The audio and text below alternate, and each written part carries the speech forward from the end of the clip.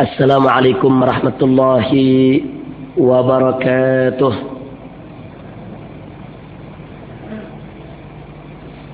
Bismillah walhamdulillah wala hawla wala quwata illa billah. Ashhadu an la ilaha illallah wahdahu la syarika lah. Wa ashhadu anna sayyidana Muhammadan abduhu wa rasuluh. Allahumma salli wa sallim wa barik ala sayyidina wa habibina wa syafi'ina wa maulana nabiyyina Muhammadin wa ala alihi at-tahirin at-tayyibin wa ashabihi al-ghurril mayamin wa man tabi'ahum bi ihsanin ila yaumiddin. Kepada yang saya hormati dan saya cintai, para tuan-tuan guru, segenap pengurus, pembimbing, pembina, imam jamaah dari masjid yang kita cintai ini, kepada seluruh kaum bapak, ibu, tuan-tuan dan puan-puan, para pemuda dan para pemudi, kaum muslimin dan muslimat, hadirin wa hadirat, rahimakumullah. Satu kehormatan bagi saya pada kesempatan malam hari ini bisa hadir di tempat ini dan bisa diberikan kesempatan untuk berbagi cerita, untuk saling mengingatkan. Kita sama berharap mudah-mudahan pertemuan kita pada kesempatan malam hari ini akan mendatangkan manfaat bagi kita semua. Ya Rabbal Alamin. Baiklah, pada kesempatan ini terlebih dahulu saya ingin mengajak kepada semua kaum bapak, kaum ibu, pemuda-pemudi untuk bersama-sama kita sejenak mengkaji satu hadis yang pernah disampaikan oleh Nabi alaihi salatu wassalam, sebagaimana diriwayatkan oleh Abu Umamah Al-Bahili radhiyallahu taala anhu, yang tertulis dan termaktub di dalam kitab Al-Musnad lil Imam Abu Ya'la rahimahullahu ta'ala wa ardah. Hadis ini juga dinukilkan oleh Al-Imam Al-Ghazali radhiyallahu ta'ala anhu di dalam kitab Ihya Ulumuddin, khususnya di bab yang berbicara tentang al-amru bil ma'ruf wan nahyu 'anil munkar, yaitu bab yang bicara tentang amar ma'ruf nahi munkar. Untuk menyingkat masa, menyingkat waktu, langsung saja kita sampaikan. Diceritakan dalam riwayat tersebut bahwa suatu ketika, suatu hari, Nabi kita tercinta Nabi Yuna Muhammad sallallahu alaihi wasallam berkumpul dengan para sahabatnya yang tercinta radhiyallahu ta'ala anhum ajma'in di suatu majelis yang mulia. Kemudian Nabi mengajukan soalan, mengajukan pertanyaan kepada para sahabat yang hadir. Nabi mengatakan, "Kaifa antum idza taghat nisa'ukum wa fasaqa subbanukum wa taraktum jihadakum?" Kata Nabi, "Kaifa antum, bagaimana kamu sekalian jika di suatu hari nanti taghat nisa'ukum, perempuan-perempuanmu durhaka, wa fasaqa subbanukum, dan para pemuda-pemudimu durjana, wa taraktum jihadakum, dan kamu sendiri semuanya beramai-ramai meninggalkan kewajiban jihadmu." Meluncur pertanyaan ini dari Nabi ditujukan kepada para sahabat. Para sahabat yang mendengar pertanyaan tersebut terkejut, kaget. Mereka kaget bukan karena ditanya, bukan karena ada soalan. Tapi yang membuat mereka kaget dan terkejut adalah karena di dalam pertanyaan Nabi tadi ada suatu kabar. Ada akhbar, ada berita. Bahwasanya nanti di suatu masa di tengah umat Nabi, yaitu kaum muslimin, umat Islam, akan terjadi suatu kondisi, suatu situasi di mana kaum wanitanya, kaum perempuannya durhaka, sementara para pemudanya durjana, dan kaum musliminnya ramai-ramai meninggalkan kewajiban jihad. Ini yang membuat para sahabat terkejut. Saking terkejutnya mereka balik bertanya. Mereka balik menyampaikan soalan kepada Nabi. Awakainun dzalika ya Rasulullah? Apakah yang demikian itu akan sungguh-sungguh terjadi wahai Rasulullah? Para sahabat bertanya sedemikian rupa kepada Nabi. Bukan karena mereka tidak percaya dengan berita dari Nabi. Mereka yakin apapun berita yang disampaikan oleh Nabi pasti benar. Dan kalau Nabi bercerita tentang suatu kejadian, peristiwa di masa yang akan datang, niscaya bakal terjadi. Kenapa? Karena Allah menyatakan dalam Al-Quranul Karim, وَمَا يَنْتِقُ عَنِ الْهَوَىٰ إِنْ هُوَ إِلَّا وَحْيُ يُوحَىٰ. Tidaklah Nabi Muhammad itu mengucapkan suatu kata, suatu ucapan dari hawa nafsunya, melainkan merupakan wahyu yang diwahyukan oleh Allah kepadanya.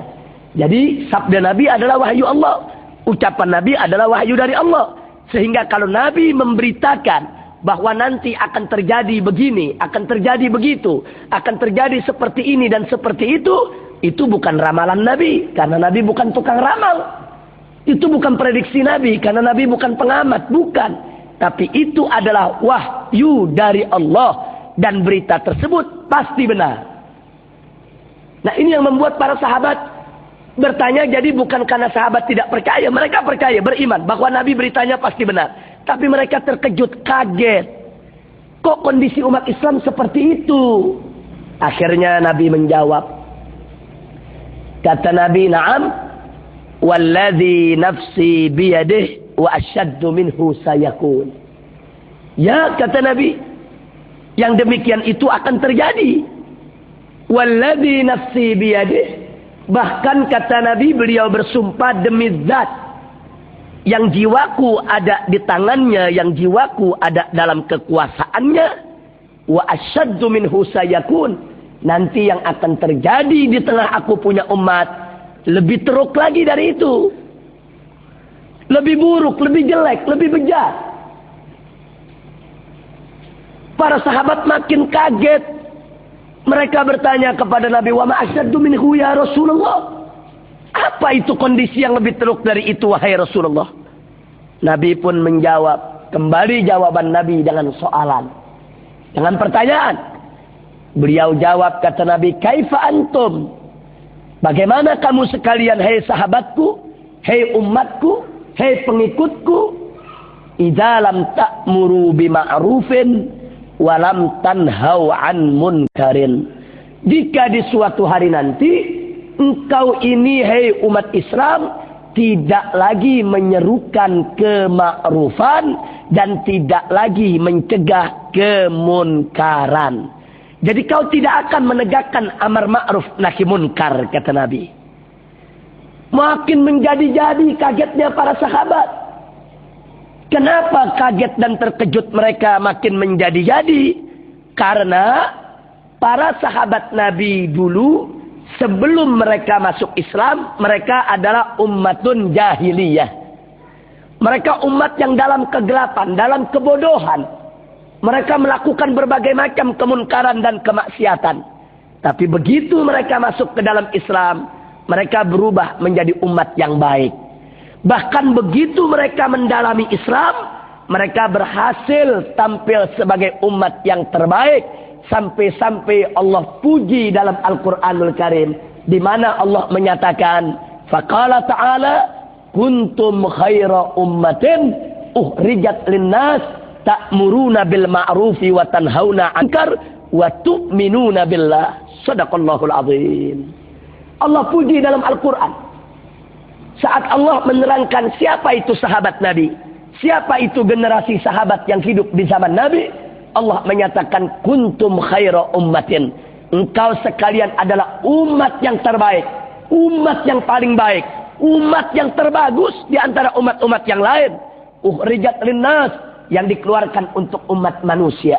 Jadi dari sekian banyak umat manusia, maka umat yang hidup di zaman Nabi menjadi sahabat Nabi yang berjuang untuk menegakkan Islam bersama Nabi masa itu, itulah umat yang terbaik.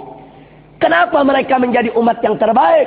Allah nyatakan sifat mereka dalam Al-Quran, ta'muruna bil ma'rufi wa tanhauna 'anil munkar wa tu'minuna billah. Engkau menjadi umat yang terbaik karena engkau sekalian senantiasa selalu menyerukan kepada kemakrufan dan mencegah kemunkaran. Jadi para sahabat Nabi dulu, mereka menjadi umat yang terbaik karena mereka amar ma'ruf nahi munkar. Nah tiba-tiba sekarang Nabi memberitahu bahwa nanti di suatu masa akan terjadi umat Islam tidak akan menegakkan amar ma'ruf nahi munkar lagi. Nah karena itu mereka kaget. Kalau dulu mereka menegakkan amar ma'ruf nahi munkar, mereka menjadi umat yang terbaik. Lalu apa jadinya umat ini kalau tidak lagi menegakkan amar ma'ruf nahi munkar? Ini yang membuat para sahabat jadi terkejut. Nah keterkejutan ini membuat mereka penasaran. Mereka semakin ingin tahu. Mereka bertanya lagi kepada Nabi, awakainun darika ya Rasulullah? Apa iya kondisi yang seperti itu akan terjadi? Umat akan begitu teruk kondisinya, keadaannya? Apa jawab Nabi alaihi salatu wassalam? Beliau menjawab, na'am, walladhi nafsi biyadih wa asyaddu minhu sayakun. Ya, kata Nabi, memang begitu nanti aku punya umat. Bahkan demi Allah, beliau bersumpah, nanti umatku lebih jelek lagi, lebih teruk lagi, lebih buruk lagi, lebih rusak lagi dari itu. Makin terkejut lagi para sahabat, gemeter badan mereka mendengar itu. Ada kondisi lebih jelek dari itu, lebih teruk daripada tidak menegakkan amar ma'ruf nahi munkar. Mereka bertanya lagi kepada Nabi, wa ma asyaddu minhu ya Rasulullah? Apa itu yang lebih buruk? Apa itu yang lebih teruk? Apa itu yang lebih jelek? Wahai Rasulullah, kondisi yang bagaimana? Nabi menjawab, kaifa antum? Jadi jawaban Nabi kembali pakai soalan lagi. Kaifa antum? Bagaimana kamu sekalian? Hei umatku, hei sahabatku, hei pengikutku. Idza ra'aitumul munkara ma'rufa wal ma'rufa munkara. Jadi sekarang kata Nabi alaihi salatu wassalam, kaifa antum? Bagaimana kamu sekalian? Jika di suatu hari nanti kamu akan melihat dengan mata kepalamu sendiri bagaimana yang munkar itu disebut ma'ruf dan yang ma'ruf itu disebut munkar. Masya Allah. Jazakallah khair. Jazakallah khair. Jadi sekarang Nabi mengatakan, kaifa antum? Bagaimana kamu?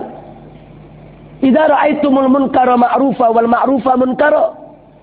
Kalau di suatu hari nanti kau akan lihat dengan mata kepalamu sendiri, yang ma'ruf disebut munkar, yang munkar disebut ma'ruf, yang hak dikata batil, yang batil dikata hak, yang baik disebut buruk, yang buruk disebut baik.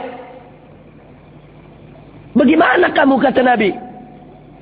Sahabat mendengar ini semua mereka sedih. Bahkan ada yang mulai menangis, ya ikhwan. Kok teruk betul kondisi kaum muslimin di masa yang akan datang. Sedih mereka. Tapi sungguh pun mereka sedih, mereka penasaran, bertanya lagi mau tahu. Semakin ingin tahu. Awakainun dzalika ya Rasulullah?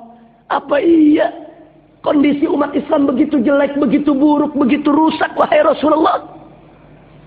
Akhirnya Nabi menjawab persis seperti tadi jawabannya. Na'am. Wallazi nafsi biyadihi wa asyaddu minhu sayakun. Ya. Memang nanti kondisinya begitu buruk. Bahkan demi zat yang jiwaku ada di tangannya, yang jiwaku ada dalam kekuasaannya. Demi Allah, Nabi bersumpah. Nanti lebih jelek lagi, lebih rusak lagi kondisi aku punya umat.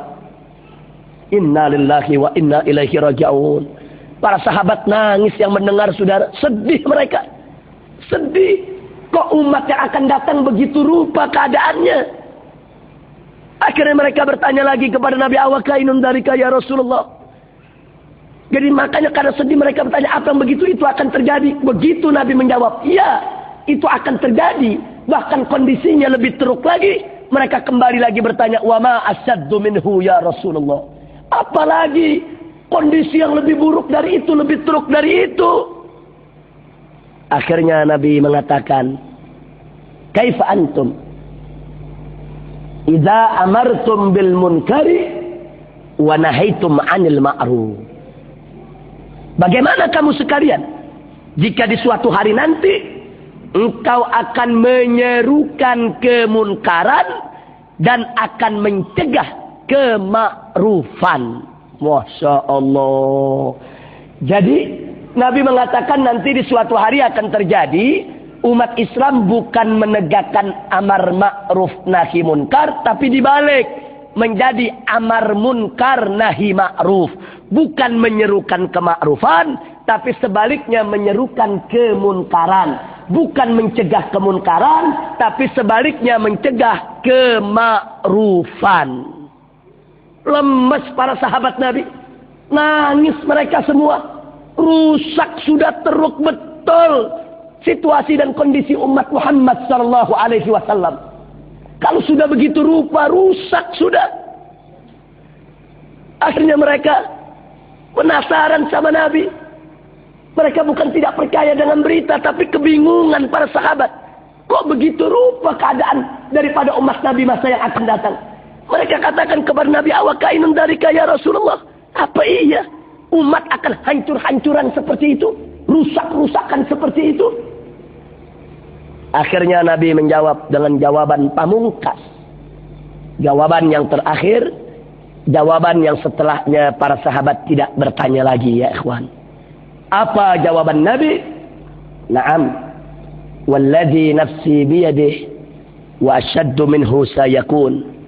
Wallahu subhanahu wa ta'ala qala bi haliftu la utihanna lahum fitnatan yasiru fiha al-halimu hayran.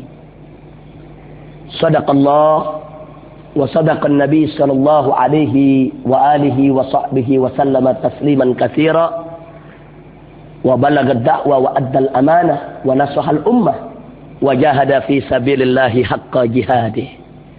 Jadi kata Nabi, ya nanti umatku akan begitu rusak, buruk, teruk. Dan demi Allah, kata Nabi, yang jiwaku ada di dalam kekuasaannya, bahwa nanti yang terjadi akan lebih jelek lagi dari itu, lebih rusak dari itu semua. Dan manakala mereka sudah rusak, sudah banyak melakukan kemunkaran dan kemaksiatan di mana-mana, manakala perempuannya sudah durhaka, pemudanya sudah durjana, jihadnya ditinggal, kemudian ditambah lagi amar ma'ruf nahi munkar tidak ditegakkan, sehingga yang munkar disebut ma'ruf, yang ma'ruf disebut munkar, dan pada akhirnya semuanya menjadi amar munkar nahi ma'ruf. Kalau sudah begitu, kemaksiatan merajalela di mana tempat. Lalu apa yang terjadi? Nabi mengatakan, faqala Allah subhanahu wa ta'ala, maka Allah berfirman. Apa kata Allah? Ini dalam hadis qudsi yang disampaikan oleh Nabi. Allah mengatakan, bi haliftu, dengan zatku, dengan kebesaranku, dengan keagunganku, aku bersumpah, kata Allah, la utihanna lahum fitnatan, aku sungguh-sungguh akan buka pintu-pintu fitnah bagi mereka umat Islam yang sudah rusak, bagi kaum muslimin yang sudah tidak menegakkan amar ma'ruf nahi munkar, bahkan dibalik menjadi amar munkar nahi ma'ruf, la utihanna lahum fitnah. Aku akan buka pintu-pintu fitnah. Aku akan kirim berbagai macam fitnah, bencana, musibah, bala, malapetaka kepada mereka. Hatta yasiru fihal alimu hayran. Sampai-sampai kalau bencana sudah terjadi di mana-mana, orang-orang yang halim, ulama-ulama yang arif, ulama-ulama yang bijak, ulama-ulama yang istiqamah, ulama-ulama yang soleh, mereka semua hayran, mereka keheranan, mereka kebingungan, mereka seperti tidak mengerti apa lagi yang harus dilakukan. Masya Allah. Inilah yang Nabi sampaikan sebagaimana dinukilkan oleh Al-Imam Al-Ghazali dalam kitab Ihya Ulumuddinnya, yang bersumber dari Musnad Al-Imam Abu Ya'la, yang beliau dapatkan hadis tersebut dari seorang sahabat yang bernama Abu Umamah Al-Bahili radhiyallahu taala anhu.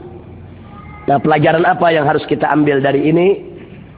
Yuk kita kaji secara singkat saja satu persatu dari 5 kondisi yang disampaikan oleh Nabi tadi.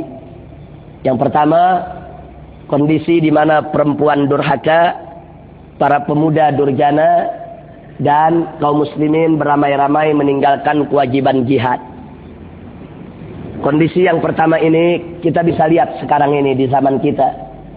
Di mana-mana negeri Islam ya ikhwan.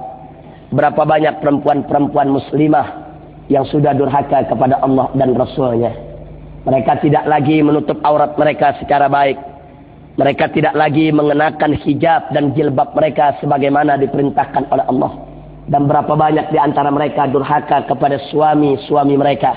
Mereka tidak menjalankan kewajibannya sebagai seorang istri sebagaimana mestinya. Coba kita lihat berapa banyak perempuan-perempuan di dunia Islam saat ini. Tingkah laku mereka tidak lagi menunjukkan keislamannya. Perkis yang Nabi sampaikan. Soal pemuda kita lihat. Berapa banyak pemuda kita saat ini. Mereka yang durhaka kepada Allah dan Rasulnya. Dan mereka yang sudah tidak hormat lagi kepada kedua orang tuanya. Tidak hormat kepada ibu dan bapaknya, saudara. Coba lihat. Karena mereka terlalu sering menonton film-film barat yang tidak mengenal adab antara anak dengan orang tua. Akhirnya tingkah laku orang barat dalam film. Bagaimana anak kurang ajar kepada orang tua. Itu yang mereka contoh dalam kehidupan mereka. Padahal dalam ajaran Islam kita sama tahu bagaimana seorang anak wajib untuk menjunjung tinggi kedua orang tuanya. Tapi saat ini anak-anak durjana, coba kita lihat. Bahkan pemuda-pemuda kita sekarang lebih banyak yang suka duduk di kedai daripada duduk di masjid-masjid untuk mengikuti majelis-majelis taklim para tuan-tuan guru kita. Coba kita lihat kenyataan yang ada di mana-mana. Di Indonesia, di Malaysia, di mana-mana negeri Islam ya ikhwan. Ini kenyataan yang terjadi.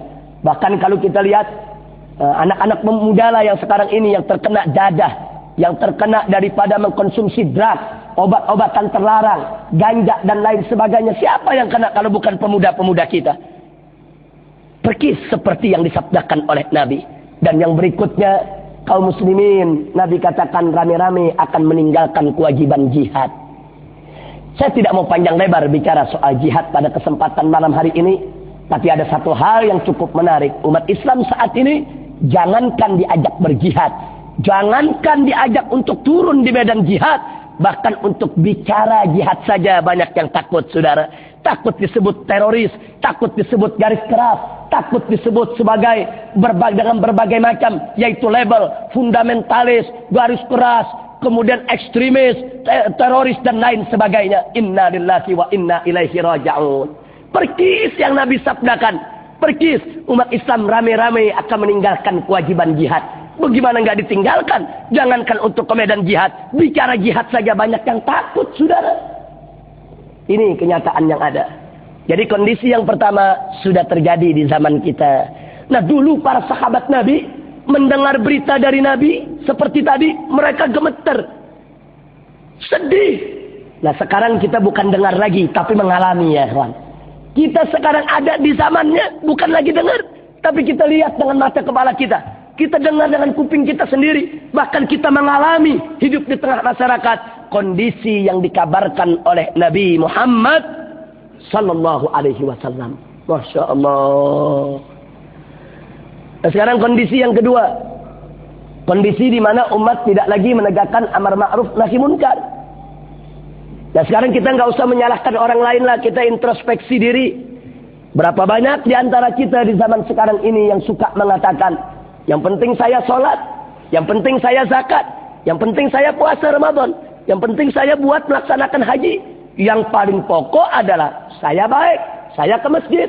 Adapun tetangga di sebelah rumah mau berzina, adapun tetangga di sebelah kampung mau buka tempat pelacuran, adapun tetangga di seberang jalan sana mau membuka tempat bermabuk-mabukan, itu bukan urusan saya, itu urusan mereka dengan Allah. Dia sudah tidak peduli dengan kemunkaran yang ada di sekitarnya. Sudah tidak peduli, tidak ada kepekaan terhadap kemaksiatan yang merajalela di sekitar kehidupannya. Inna lillahi wa inna ilaihi raji'un. Persis yang Nabi sampaikan.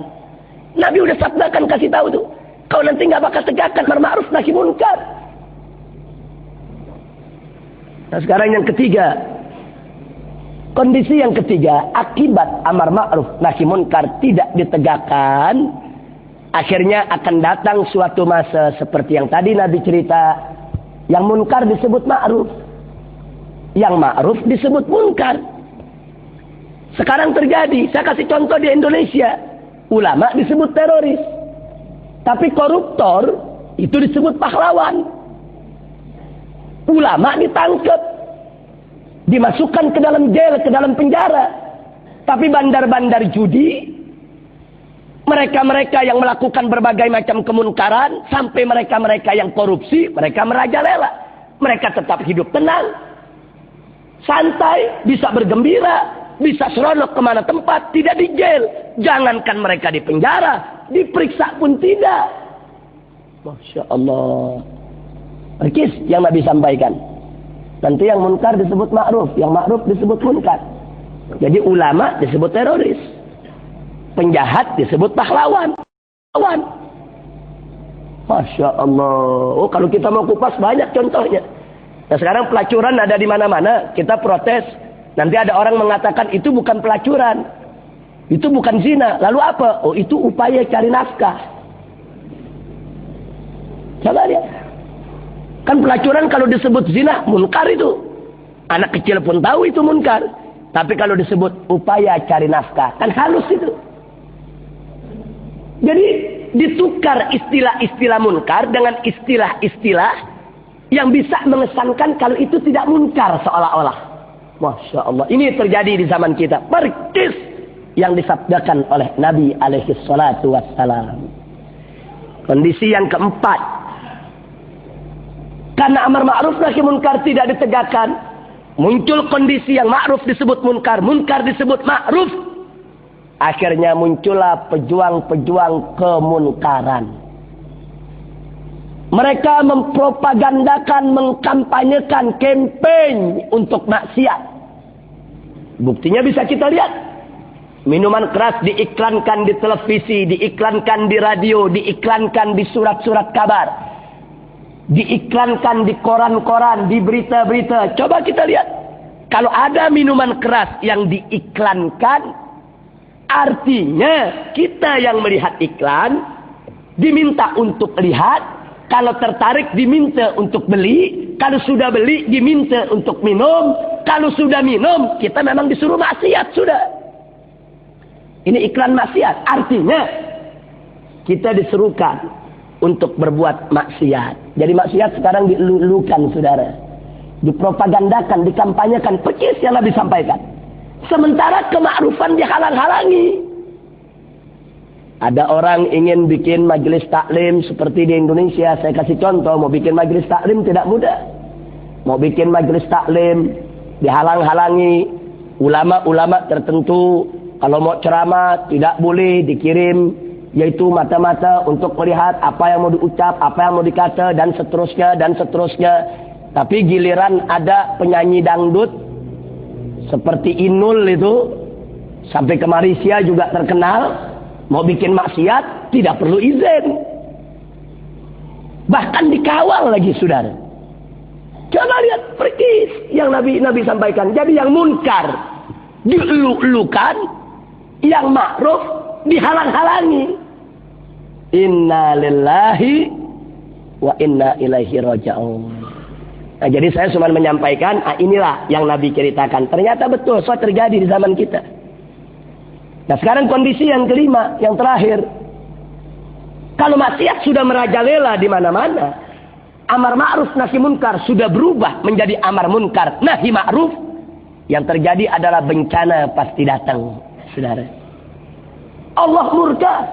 Nabi tadi yang katakan, Allah murka, Allah berfirman, bi haliftu, aku bersumpah demi kebesaranku, demi kekuasaanku, demi keagunganku, la utihanna lahum fitnatan, aku akan buka berbagai macam fitnah bagi mereka, untuk mereka. Aku akan kirim macam-macam bencana, musibah, bala, malapetaka. Sampai-sampai orang alim, ulama yang istiqomah akan kebingungan begitu melihat bencana sudah ada di mana-mana, saudara.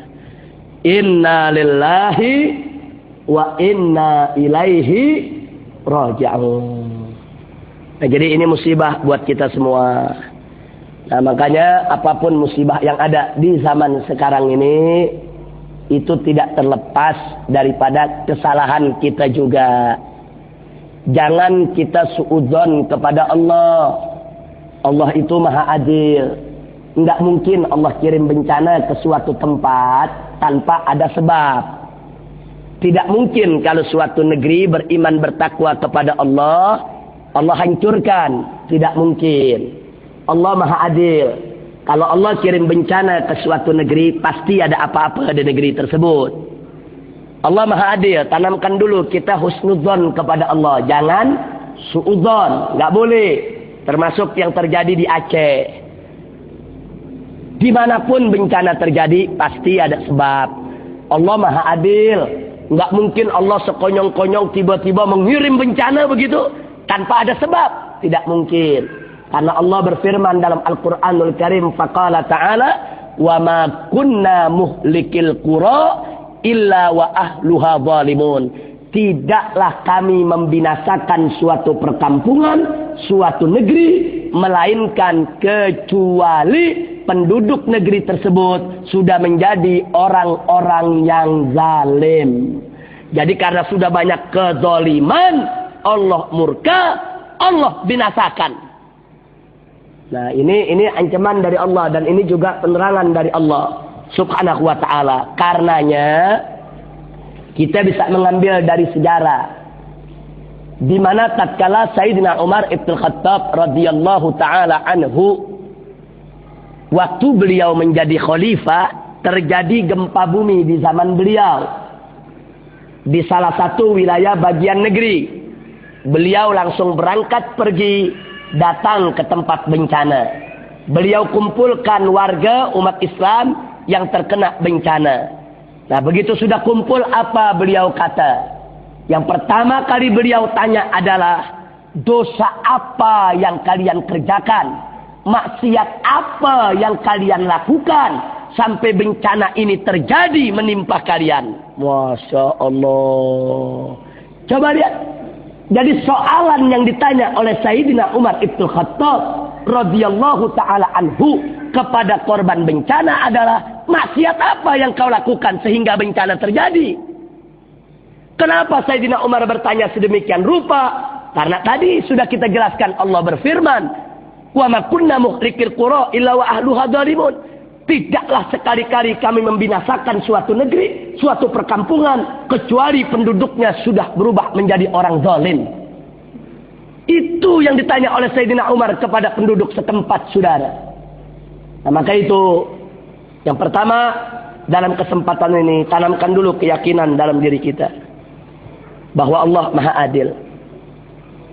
Allah begitu indah dan baik perbuatannya. Allah tidak jahat. Allah tidak zalim. Mustahil Allah mengirimkan bencana ke satu tempat tanpa ada sebab-sebabnya yang membuat Allah mengirim bencana tersebut, saudara. Nah, baiklah, setelah panjang lebar saya sampaikan sedemikian rupa, kemudian sekarang muncul pertanyaan, lalu kenapa harus Aceh? Ada apa dengan Aceh? Aceh kan Serambi Mekah. Aceh kan Nanggro Aceh Darussalam. Aceh itu kan satu-satunya provinsi di Indonesia yang telah diizinkan oleh pemerintah Republik Indonesia untuk menjalankan syariat Islam. Disetujui oleh presiden, oleh parlemen, setuju Aceh menerapkan syariat Islam. Aceh penduduknya 100% kaum muslimin. Kenapa bencana harus terjadi di Aceh? Nah, untuk menjawab ini, ingat, pertama, tanamkan dulu husnudzon kepada Allah. Jangan kita suudzon kepada Allah. Nanti kalau kita suudzon kepada Allah bisa merusak akidah. Yakinlah bahwa Allah tidak akan kirim bencana ke Aceh kalau tidak ada apa-apa di Aceh. Pasti ada sesuatu, ya ikhwan. Nah, karena itu saya dengan 1.300 relawan yang saya bawa dari tanah Jawa, Kalimantan dan Sulawesi, berangkat ke Aceh, duduk tinggal di Aceh 2 bulan lebih untuk mengutip mayat-mayat yang berserakan di mana-mana tempat. 2 bulan kami di sana, dari NGO kami saja, kami berhasil mengevakuasi, mengangkat, mengurus, mensolatkan, menguburkan jenazah-jenazah yang kami kutip tidak kurang dari 40.000 mayat. Sementara yang dikumpulkan oleh tentara, yang dikumpulkan oleh polis, yang dikumpulkan oleh NGO lain, semuanya digabung, dihitung total yang sudah diurus, yang sudah dikutip, diangkut dan dikuburkan, tidak kurang dari 130.000 mayat. Sementara yang hilang tidak kurang dari 150.000 orang. Itu yang hilang, entah kemana. Dan 200.000 lebih itu menjadi korban luka, cacat, ada yang dirawat di rumah sakit sampai saat ini karena menghirup lumpur. Sampai lumpur itu ada di paru-parunya, harus dioperasi dan seterusnya dan seterusnya. Belum lagi terhitung ribuan anak-anak yang menjadi yatim piatu. Jadi lebih dari 500.000 yang menjadi mangsa korban daripada gelombang tsunami yang terjadi di Aceh. Nah, selama 2 bulan di sana, saya dan kawan-kawan, para ustadz, para tuan-tuan guru, bukan hanya mengutip mayat, bukan hanya memberikan bantuan kepada para pengungsi, tapi kita juga mencoba berdialog, berdiskusi, berbagi cerita dengan tuan-tuan guru yang ada di sana, dengan ulama-ulama Aceh, dengan tuan-tuan guru Aceh, tengku-tengku di Aceh. Kita mau dengar langsung dari mereka, ada apa dengan Aceh sehingga bencana bisa terjadi. Kesimpulannya kami mendapatkan jawaban, ternyata benar. Di Aceh telah terjadi berbagai macam kezaliman.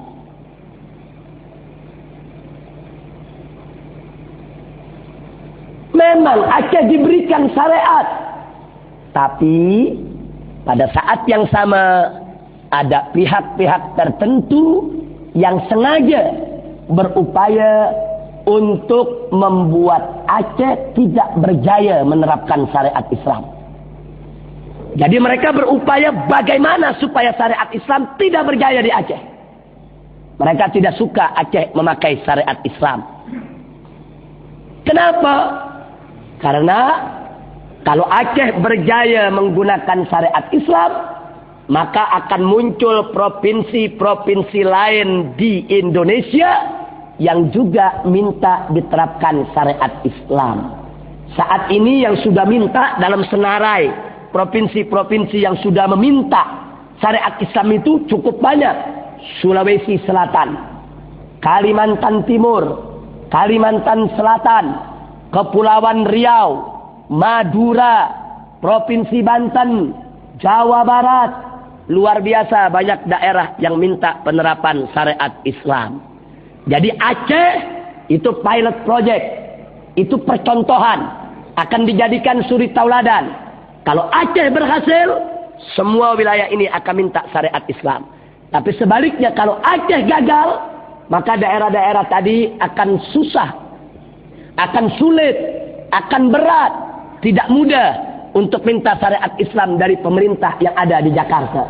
Masya Allah, ini pertaruhan. Nah, maka itu ada pihak-pihak yang tidak suka berupaya. Syariat Islam tidak boleh berjaya di Aceh. Bagaimana caranya? Yang pertama, mereka ciptakan konflik di Aceh. Mereka adu domba. Mereka buat bergaduh antara TNI dan GAM untuk saling tembak, saling bunuh. Padahal keduanya sama-sama orang Islam, saudara. Yang jadi korban, rakyat biasa. TNI punya senjata. GAM juga punya senjata. Mereka bisa baku hantam, saling tembak. Tapi rakyat tidak punya senjata. Rakyat nggak punya. Mereka cuma jadi korban. Nanti kalau rakyat ada yang berkeras sedikit, mereka dituduh konflik diciptakan. Nah, begitu di Aceh terjadi konflik, peperangan, keributan, tidak aman, maka syariat Islam tidak bisa dijalankan, ya ikhwan. Sampai saat ini. Yang kedua, ada orang-orang dari luar Aceh, mereka bawa, perempuan-perempuan penghibur, perempuan-perempuan pelacur dari luar Aceh, dibawa ke Aceh, dibuka tempat-tempat pelacuran untuk merusak penerapan syariat Islam di Aceh. Tidak sampai di situ, mereka buka kedai-kedai minuman keras, mereka buat bermabuk-mabukan, mereka buka tempat-tempat perjudian. Ini yang terjadi di Aceh. Yang ketiga, ulama Aceh tidak diam. Mereka protes. Tapi dalam 20 tahun terakhir ini, apa yang terjadi? Ulama-ulama yang keras, ulama-ulama yang dengan tegas memprotes. Pagi bicara tegas, malam sudah diculik orang. Besok atau lusa mayatnya sudah ditemukan di pinggiran sungai. Siapa yang bunuh? Wallahu a'lam, hanya Allah yang tahu. Kita tidak bisa menuduh karena kita tidak punya bukti. Apakah TNI yang membunuh? Apakah GAM? Atau ada pihak lain, ketiga, yang sengaja membunuh untuk mengadu domba? Wallahu a'lam, hanya Allah yang tahu. Saya tidak berhak bicara dalam masalah yang saya tidak tahu. Tapi yang jelas, kalau ulama diculik, dibunuh, ini bukan persoalan kecil. Ini persoalan serius. Ini persoalan besar. Kalau satu dua ulama, mungkin kita anggap persoalan itu masih biasa. Tapi ini yang diculik bukan 1-2 ulama, puluhan, ratusan. Ustadz-ustadz di surau-surau, di masjid-masjid, di madrasah-madrasah, di dayah-dayah. Orang Aceh sebut dayah. Kalau bahasa Indonesianya pondok pesantren. Di mana-mana terjadi seperti itu. Nah, ini yang ketiga terjadi. Akhirnya apa? Begitu ulama diculik, dibunuh. Akhirnya ulama yang masih tersisa, mereka tutup mulut, tak berani bicara, tak berani berucap kata, umat pun diam. Begitu semua sudah senyap diam, maksiat makin merajalela di Aceh tanpa ada yang menegakkan amar ma'ruf nahi munkar. Itu persoalannya yang ada di Aceh. Karenanya jawaban kita, kenapa harus terjadi di Aceh? Pertama, Aceh adalah Serambi Mekah, Nanggro Aceh Darussalam. Demi Allah, Allah tidak akan ridho, Allah tidak ridho suatu wilayah yang disebut Serambi Mekah, Nanggro Aceh Darussalam, yang disebut sebagai wilayah syariat, tahu-tahu dirusak oleh maksiat, dikotori oleh tangan-tangan jahat. Allah tidak ridho. Maka itu Allah kirim bencana ke Aceh. Artinya apa? Dengan bencana tersebut, Allah ingin menyamak semua kemaksiatan yang ada di Aceh. Allah ingin bersihkan Aceh dari segala kemaksiatan dan kemunkaran. Buktinya, tempat-tempat maksiat di Aceh rata semuanya. Masya Allah. Jadi Allah yang turun tangan. Ini wilayah syariat, ini Serambi Mekah. Oh, kau mau coba-coba kotori dengan maksiat, Allah kirim tenteranya. Allah kirim gelombang tsunami, disamak Aceh. Dikuliti, dibersihkan. Masya Allah. Itu jawaban yang pertama. Yang kedua, Allah pernah berfirman dalam hadis qudsi. Apa kata Allah? Man adali waliyan faqad azantuhu bil harbi. Barang siapa yang mengganggu aku punya wali, kata Allah, maka niscaya aku umumkan kepada orang tersebut bil harb, dengan peperangan. Masya Allah. Saudara, Allah mengumumkan perang kepada siapa saja yang mengganggu wali Allah. Siapa itu para wali Allah di atas muka bumi ini? Para wali Allah adalah ulama-ulama yang soleh, ulama-ulama yang istiqamah, ulama-ulama yang tidak menjual agamanya dengan dunia, ulama-ulama yang tidak bisa dibeli dengan urusan dunia, ulama-ulama yang lurus, ulama-ulama yang takut kepada Allah Subhanahu wa ta'ala. Saya yakin di antara ulama-ulama yang diculik, dibunuh di Aceh, ada sebagian mereka memang wali Allah. Allah cinta mereka, Allah sayang mereka, dan Allah tidak ridho mereka diganggu, diculik, dibunuh. Allah sudah berikan waktu buat ulama lain untuk bicara, protes. Allah berikan sedikit waktu, 10-20 tahun, untuk umat Islam di Aceh memperbaiki diri, untuk memprotes kalau ulamanya dibunuh. Tapi karena mereka semua sudah diam, mereka semua sudah ketakutan, mereka semua sudah diteror, Allah yang turun tangan. Allah kirimkan tsunami. Mana itu yang menculik ulama? Mana itu yang membunuh ulama? Mana itu mereka yang punya senjata? Mana itu mereka yang menakut-nakuti umat, yang membunuhi ulama? Mana? Digulung semua oleh gelombang tsunami. Masya Allah. Nah, jadi sekali lagi jelas bagi kita bahwa gelombang tsunami yang terjadi di Aceh ada sebab, bukan tidak. Nah, karena itu saya dan kawan-kawan yang kebetulan tinggal di Jakarta, kami sudah kirimkan message pesan kepada presiden kami yang kami cintai, yang kami hormati. Kami sudah ceritakan ini semua. Kami minta kepada Bapak Presiden kami untuk segera memperbaiki situasi di Aceh. Dalam arti kata, jangan hanya cuma membangunnya saja. Datang dari luar, membantu bangun Aceh, buat jalan, bikin sekolah, tidak cukup.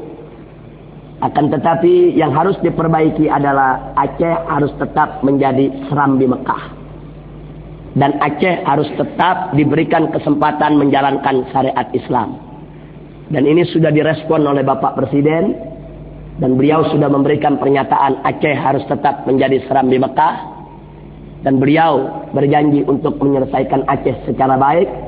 Tinggal bagaimana nanti kami selanjutnya lebih mendorong lagi agar seluruh ulama di Indonesia memperhatikan Aceh. Tidak boleh lagi ada ulama Aceh yang diculik atau dibunuh oleh siapapun. Kita tidak peduli apakah TNI, apakah itu GAM, apakah itu pihak lain.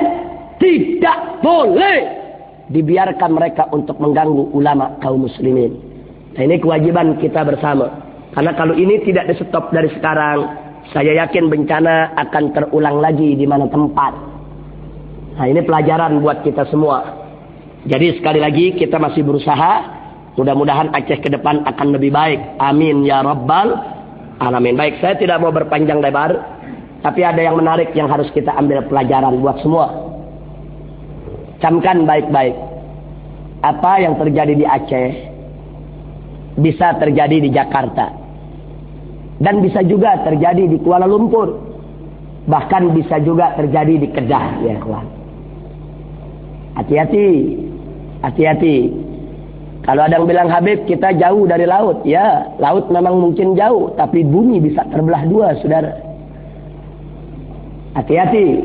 Bencana bisa datang kapan saja. Nah, karena itu jangan sampai terjadi. Jangan sampai terjadi. Nanti di Jakarta ditimpa bencana, Akhirnya orang-orang Kedah datang ke Jakarta untuk mengutip mayat kami. Mungkin kami sudah jadi mayat saat itu berserakan di mana-mana. Atau sebaliknya, jangan sampai nanti di Kedah terjadi bencana, kami dari Jawa, dari Indonesia datang untuk mengutip mayat orang Kedah. Sebagaimana yang pernah kami lakukan di Aceh kemarin. Nah, lalu bagaimana caranya supaya itu tidak terjadi? Hanya ada satu jalan. Tingkatkan iman dan takwa kepada Allah. Tegakkan perintah Allah. Tegakkan amar ma'ruf nahi munkar. Jangan sampai dibalik menjadi amar munkar nahi ma'ruf, ya kawan. Itu aja kuncinya. Kalau amar ma'ruf nahi munkar kita tegakkan, walaupun maksiat masih banyak, kita nggak berhasil, tapi kita tetap tegakkan amar ma'ruf nahi munkar, bencana jauh daripada terjadi, ya kawan. Kenapa? Karena Allah mengatakan dalam satu hadits qudsi, sabaqat ghadabi rahmati. Aku punya rahmat, kata Allah, mendahului aku punya kemurkaan. Jadi kalau maksiat banyak, Allah murka, Allah mau kirim bencana. Tapi manakala masih ada ulama-ulama yang mengajar, masih ada ulama-ulama yang nahi munkar, masih ada umat Islam yang menolak segala kemaksiatan, kemurkaan Allah reda. Rahmatnya yang muncul, rahmatnya yang diberikan, saudara. Tapi kalau amar ma'ruf nahi munkar sudah tidak ditegakkan, hati-hati. Bencana bisa datang setiap saat. Nah, karena itu kewajiban kita bukan menang, bukan. Berjuang menang atau kalah itu urusan Allah, bukan urusan kita. Kewajiban kita adalah tegakkan amar ma'ruf nahi munkar. Itu kewajiban kita. Menang kalah serahkan kepada Allah. Enggak, kita enggak diwajibkan menang, tidak. Kita diwajibkan tegakkan amar ma'ruf nahi munkar, bukan menangnya. Nah, kenapa ini saya sampaikan? Karena ada yang bicara begini. Saya mau tegakkan amar ma'ruf nahi munkar, tapi hitung-hitung enggak menang. Saya enggak jadi tegakkan. Itu salah, saudara.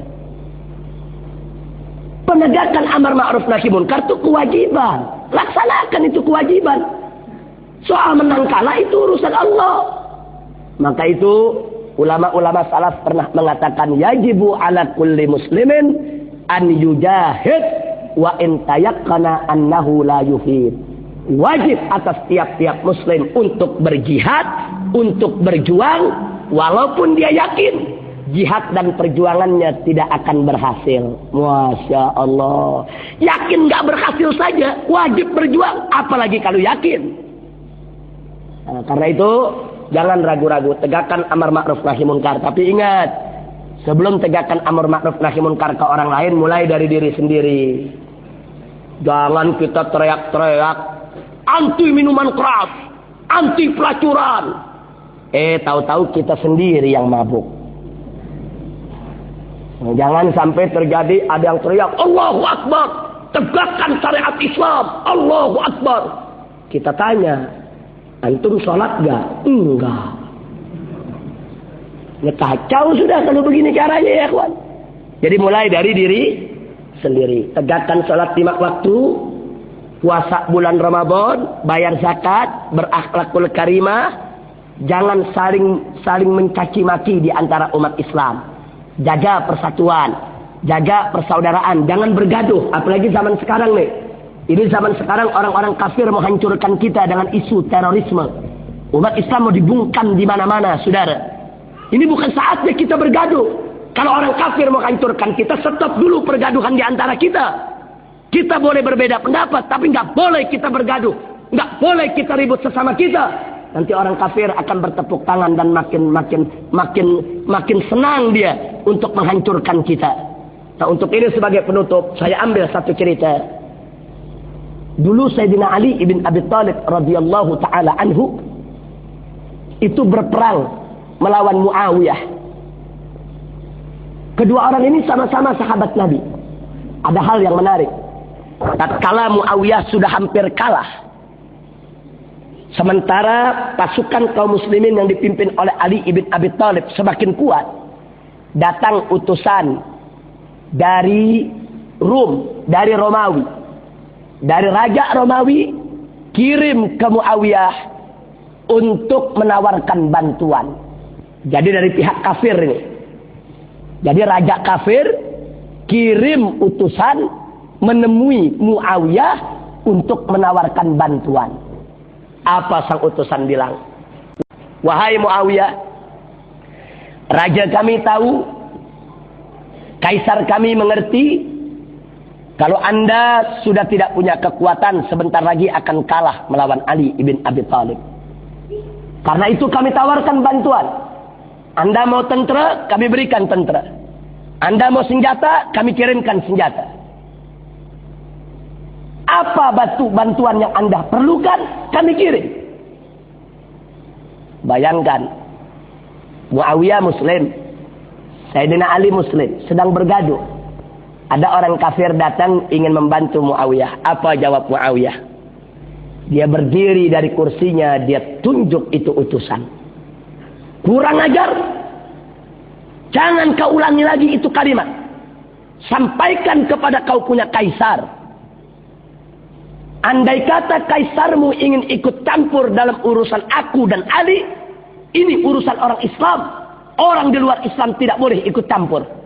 Andai kata kau punya kaisar ikut campur, aku akan berhenti perang melawan Ali.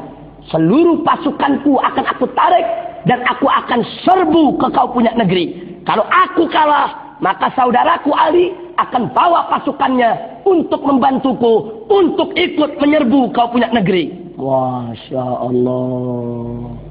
Itu orang Islam, saudara. Jadi orang Islam diajarkan kalau lagi bergaduh, Muslim sama Muslim lagi bergaduh, orang kafir datang, berhenti dulu bergaduh, kerjasama, hancurkan dulu musuh kafir. Nah, nanti sudah selesai baru kita bergaduh lagi, saudara. Nah, jadi artinya saya tidak ajarkan kita bergaduh, cuman di sini ada apa? Qaddimin aham alal muhim. Ada prioritas. Nah, jangan kita bergaduh terus. Orang kafir makin adu kita terus bergaduh, ya hancurlah kita. Nah, jadi itu pelajaran yang luar biasa dari dua orang sahabat Nabi yang bergaduh. Tapi begitu orang kafir mau ikut campur, mereka berhenti, tidak bergaduh. Mereka siap menghadapi si kafir dulu. Mana kafir yang mau coba-coba ikut campur? Mereka berhenti bergaduh. Mereka siap untuk menghadapi orang kafir yang mau coba ikut campur menghancurkan umat Islam. Subhanallah. Semoga ini bisa menjadi pelajaran buat kita semua. Nah, jadi ini yang bisa saya sampaikan. Saya tidak akan cerita banyak. Tadi cuplikan filmnya sudah, VCD-nya sudah diputar oleh teman-teman dari Teras. Di mana teman-teman Teras ini, alhamdulillah, mereka ikut turun ke Aceh. Mereka ikut turun ke Aceh, mereka ikut membantu saudara-saudara kita yang di Aceh. Bahkan saya sekarang keliling ini di Kedah, di Perlis, kemudian di Pulau Pinang, di mana tempat. Ini juga tidak lain dan tidak bukan, salah satunya juga atas kerjasama bantuan yang diperlancar oleh yaitu teman-teman NGO dari Teras. Begitu juga dibantu juga oleh Kopi Arab Sauda. Nah, itu ikut membantu. Begitu juga dibantu oleh AJK Korea Masjid di berbagai wilayah. Jadi artinya ada. Begitu juga kawan-kawan yang ada di Kuala Lumpur, yang di KL ikut membantu untuk melakukan dakwah, yaitu ke berbagai tempat yang ada di Malaysia ini. Alhamdulillah. Nah, karena itu saya ucapkan terima kasih kepada kawan-kawan yang ada di NGO Teras. Mudah-mudahan Teras bisa terus maju dan bisa terus berjuang. Nah, bagi mereka yang ingin lebih lanjut tahu soal Aceh, bagaimana itu tsunami, bagaimana cara angkat mayat di Aceh, saya rasa bisa hubungi nanti ke NGO Teras. Saya sendiri cukup sampai di sini karena memang hari ini sudah sangat betul-betul lelah, letih. Insya Allah besok subuh kita masih punya acara di Alustar. Kita masih punya acara subuh di Alustar dan besok malam masih ada acara di Masjid Raya di Masjid Perlis di tengah kota besok malam insya Allah. Kuala Perlis. Insya Allah besok di Masjid Kuala Perlis selepas sholat maghrib. Nah, itu saja yang bisa saya sampaikan. Terima kasih atas segala perhatian. Saya mohon maaf atas segala kekurangan, kekhilafan dan kesalahannya. Namun sebelum kita akhiri, yuk kita baca suratul Fatihah terlebih dahulu. Kita niatkan bibarakatil Fatihah. Semoga saudara-saudara kita yang telah menjadi korban mangsa daripada gelombang tsunami yang dahsyat, baik di Aceh maupun di selatan Thailand, begitu juga di sebagian wilayah Malaysia Utara, kita mohon kepada Allah bagi mereka yang meninggal dunia agar segala amal ibadah mereka diterima oleh Allah Subhanahu wa taala dan segala kesalahan dan dosa mereka diampuni oleh Allah Subhanahu wa taala dan mereka diberikan kebahagiaan dengan rahmat Allah untuk masuk ke dalam surganya. Dan bagi keluarga mereka yang ditinggalkan, yang masih hidup sampai saat ini, kita doakan juga bibarakatil Fatihah agar mereka diberikan kesabaran, diberikan ketabahan oleh Allah Subhanahu wa taala di dalam menanggung cobaan dan ujian, dan kita doakan agar Allah menggantikan kebahagiaan mereka yang hilang dengan kebahagiaan lain yang tidak kalah, yaitu baik di dunia maupun di akhirat. Dan selanjutnya bibarakatil Fatihah kita mohon juga kepada Allah, yaitu agar kita punya negeri. Kalau antum yang ada di Kedah ini, mudah-mudahan Kedah Malaysia ke depan Allah jadikan sebagai baldatun thayyibah. Allah bersihkan dari segala kemunkaran dan kemaksiatan. Dan insya Allah begitu juga Indonesia, agar Allah bersihkan dari segala kemaksiatan dan kemunkaran. Dan bibarakatil Fatihah kita mohon kepada Allah agar pemimpin-pemimpin kita, umarok kita maupun para ulama kita diberikan kekuatan istiqamah di jalan Allah Subhanahu wa taala, di mana apa-apa yang sudah baik dari mereka lebih dibaikkan lagi oleh Allah. Apa-apa yang belum baik dari mereka Allah perbaiki sehingga mereka menjadi pemimpin yang baik. Nah, kemudian bibarakatil Fatihah kita mohon juga kepada Allah agar kita yang hadir di sini dikuatkan iman dan takwanya, begitu juga keluarga kita semua. Ala hadhihi niyyah wa likulli niyatin salihah. Wa ila hadratin Nabiyil Mustafa sallallahu alaihi wasallam al-Fatihah.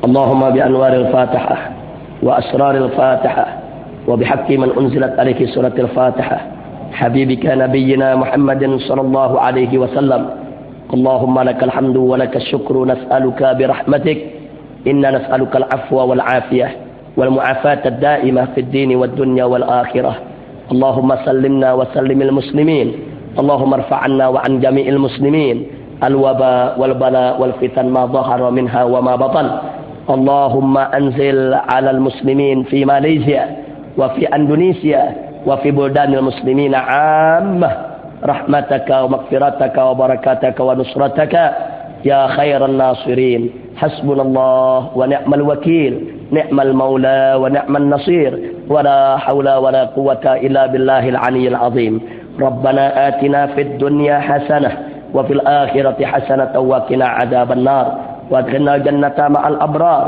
يا عزيز يا غفار ويا رب العالمين وصلى الله على سيدنا محمد وعلى آله سيدنا محمد وعلى أصحاب سيدنا محمد وعلى أتباع سيدنا محمد وعلى أمة سيدنا محمد بفضل سبحان ربك رب العزة عما يصفون وسلام على المرسلين والحمد لله رب العالمين تقبل الله منا ومنكم. Nah, itu yang bisa saya sampaikan. Sekali lagi terima kasih atas segala perhatian dan kepeduliannya. Mohon maaf atas segala kekurangan, kekhilafan dan kesalahannya. Hadani Allah wa iyyakum ila siratihil mustaqim. Wassalamualaikum warahmatullahi wabarakatuh. Alhamdulillah.